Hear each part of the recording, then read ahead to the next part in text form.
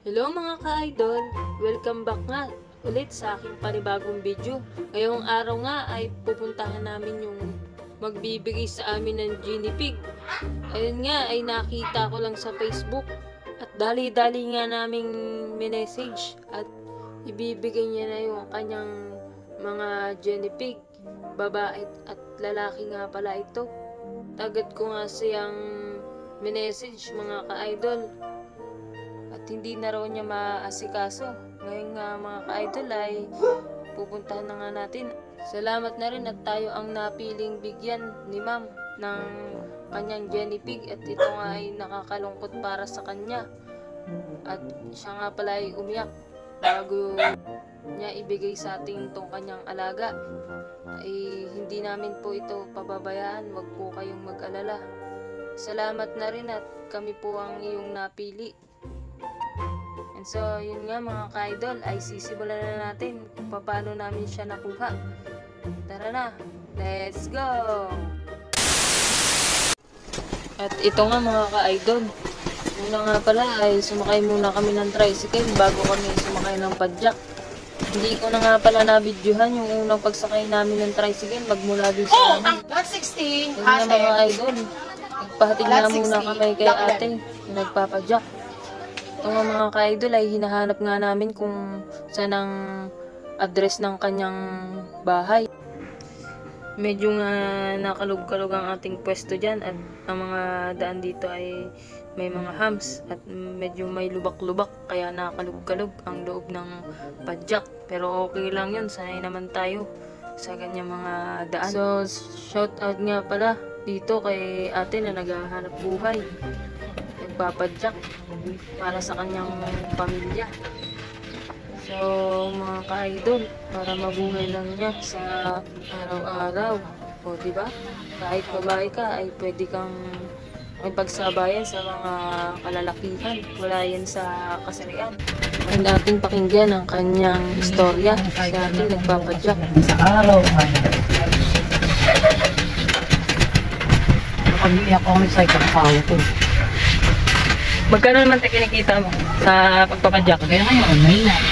Kailang mababa rin yung pilihan. Wala. 100 din. Hindi ko pwede mo ng trabaho. Oo. Kailangan may work. Hirap man eh, wala eh. Wala nagagawa. Kaya nga sa mga babae dyan na nahihiya, katulad ng pagtatrabaho na ganito ay huwag niyo kung ikakaya basta marangal po ang inyong mga ginagawa. Wala kayong tinatapakan na tao. Ituloy nyo lang. By the way nga mga ka-idol ay malapit na tayo sa bahay ng owner ng guinea pig. So mga ka-idol ay nandito na tayo sa bahay ng may-ari ng guinea pig na magbibigay sa atin. Ayan nga mga ka-idol ay nilabas na ni tatay ng guinea pig. At ito nga si ma'am, siya po ang may-ari ng guinea pig. Ngayon itatanungin natin siya kung ilang buwan na kanyang mga guinea pig. Ilang buwan na po sila sa inyo? 1 year na din siya. 1 year.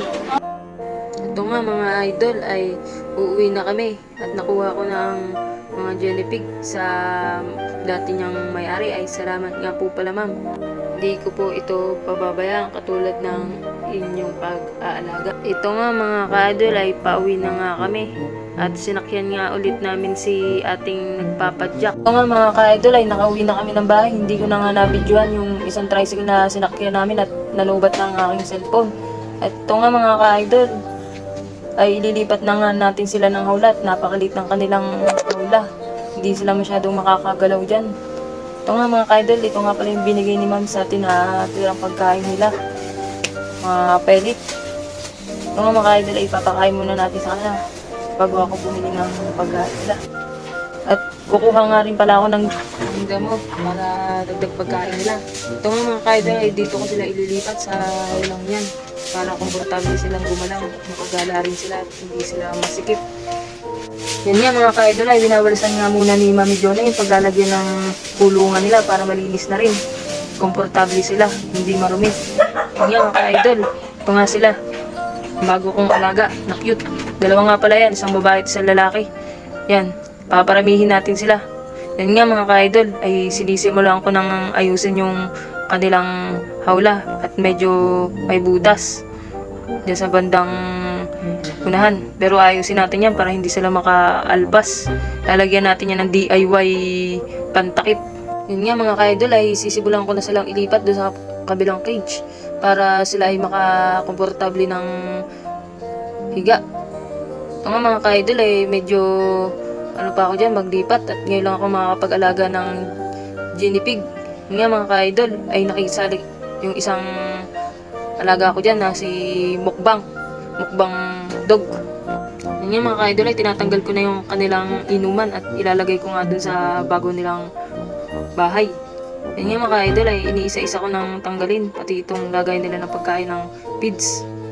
Tililipat ko na nga dyan mga ka-idol dyan sa loob na kulungan nila. Yun nga mga ka-idol, nakalagay na sila sa loob ng kulungan. Medyo komportable nga sila dyan. At napakalawak, nakakapag-gala-gala sila at nagagalaw nila yung katawan nila. Hindi sila masyadong masikip. Yun nga mga ka-idol ay nilalagay ko na isa-isa yung inuman nila. Yun nga mga ka-idol, natapon at hindi pa nalalagyan ng tali. Yun nga mga ka-idol, sisimulan na natin lagyan ng tali. Tinanggal ko nga muna yung pagkain nila, inilipat ko doon sa kabilang pakinan. Ilalagay ko nga itong pakainan muna nila. Yan, ayusin ko lang ng tali. Temporary lang yan. At yan ay guma lang. Kukuha ko ng matibay-tibay na tali para hindi matapon. Yan nga mga ka-idol ay nailagay ko na yung isang pakainan nila. Yan, lalagyan ko na yan ng pagkain mamaya. At natatapon siya pag hindi masyadong nakaayos yung lagayan ng pagkain nila. Yan nga mga ka-idol ay isusulit ko na itong lagayan ng inuman nila. Lalagay ko na dito sa may gilid para masimulan nila inuman. Bali dalawa nga yan galing doon sa may-ari, sinama na rin para may inuman sila. Yan nga mga ka-idol ay nilalagay ko ng mabuti dito sa may gilid at tinatali ko lang na maayos para hindi pagalaw-galaw pag iniinuman nila. Nga pala mga ka-idol ay first time ko lang mag-aalaga ng ganitong guinea pig. Sa mga mag-aalaga nga dyan ay pa-comment naman para matulungan ako kung paano sila mas lalo pang maalagaan. Napakaswerte ko nga kay ma'am at ibinigay sa akin tong kanyang pinakamamahal na alaga na guinea pig. Salamat ma'am at binigay mo sa akin ito at hindi ko nga ito papabayaan. Marami nga rin pala akong mga alaga. 4 nga pala ang aking pusa. At kahit saan po ay yan ay aking daladala, kahit saan po akong pumunta.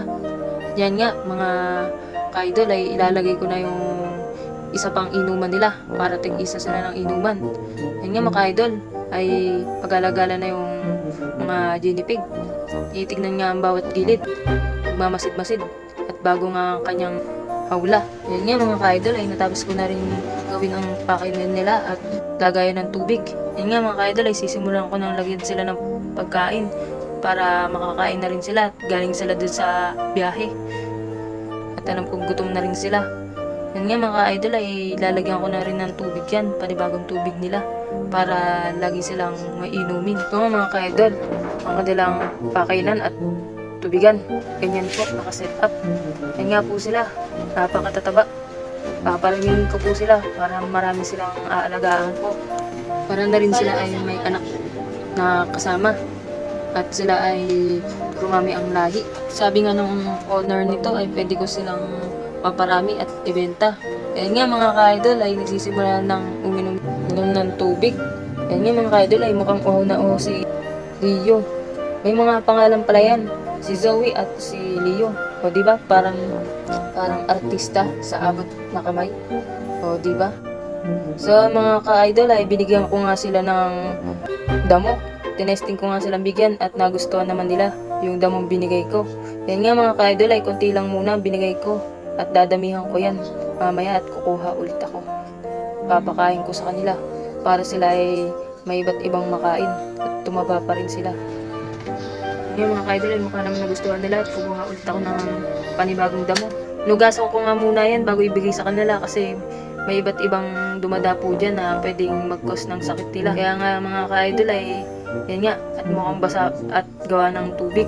Yan nga mga ka-idol, mamaya kuha ko pa rin sila ng damo para sila ay laging busog, lagi may makain.